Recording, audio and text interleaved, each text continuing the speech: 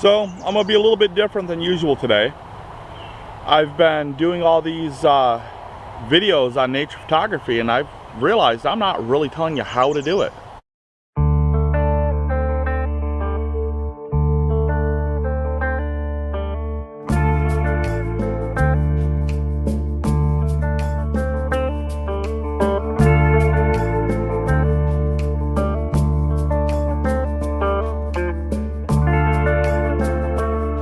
All right, how you doing today?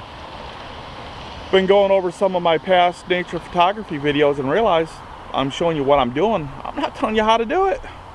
So let's figure out how to do some nature photography. Okay, I'm gonna start a little bit with some of the gear you're gonna need to do nature photography.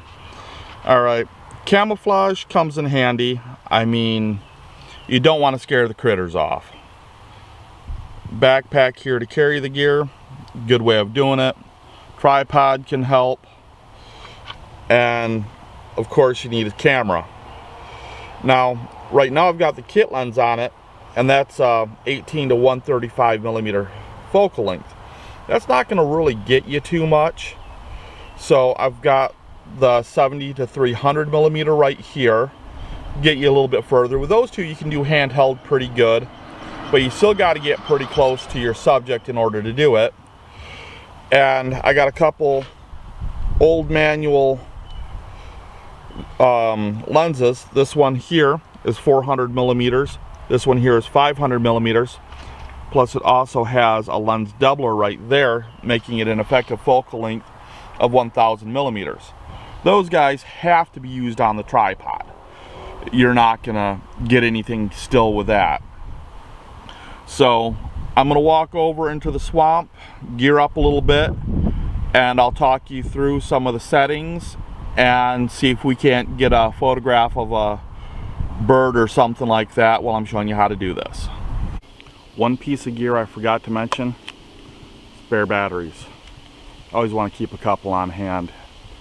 Kind of suck, get there, wait a while, and start seeing some stuff, and that's when all of a sudden your power runs out and you can no longer take a photo. So yeah, you want to keep some spare batteries on hand. I'm entering the swamp right now. Figure if I'm going to show you how to do some bird watching or some nature photography, I might as well go into nature. Pick one of my favorite spots where I have some of the best results. See what I can find for you, and I'll tell you all the little tricks and secrets I use to capture some of these photos. One of my best tips: don't expect you're going to get good photos the first time. Familiarize yourself with an area and keep going back.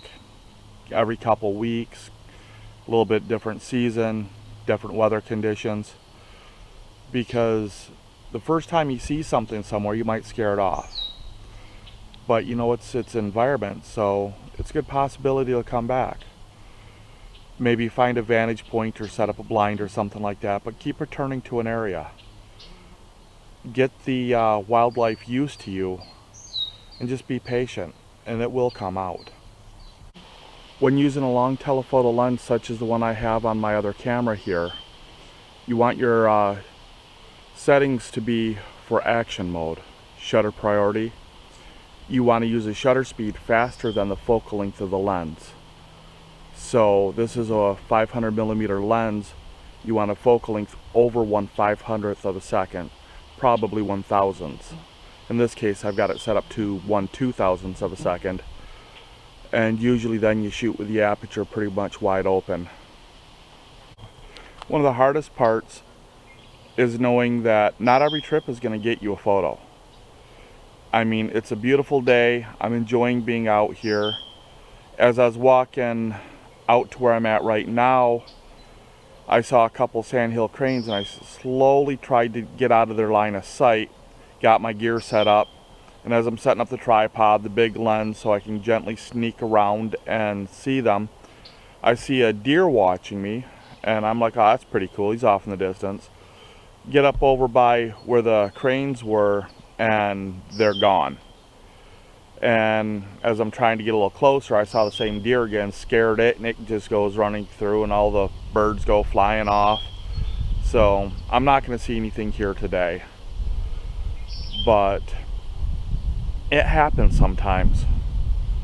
You still get the same fundamentals. If you're doing wildlife, a large lens, a fast shutter speed, and a wide aperture is usually what you need, and a lot of patience. But you've got to keep coming back to the same spot where you see the critters at, because you got to sit and wait for the critters to come to you, because if you keep going after them, they're going to keep running and you'll be running around in circles and you'll never get a photo. But what I do is I go to a spot and I chill out for a while and I wait for everything to calm down, then I start taking photos. I may have missed out on a photo and I'm heading back home, but I enjoyed the trip out into nature. Can't win them all. So tell me, this right here just isn't gorgeous. Even though I didn't see any critters today, coming out into this was still well worth it. So my goal was to show you how to do wildlife photography, and I couldn't get a single wildlife photo. Well, I'm going to switch cameras here a second, and I found some wildlife I can photo. It's a turtle sunning itself on a log. Beggars can't be choosers. Today I lost, but at least I found something.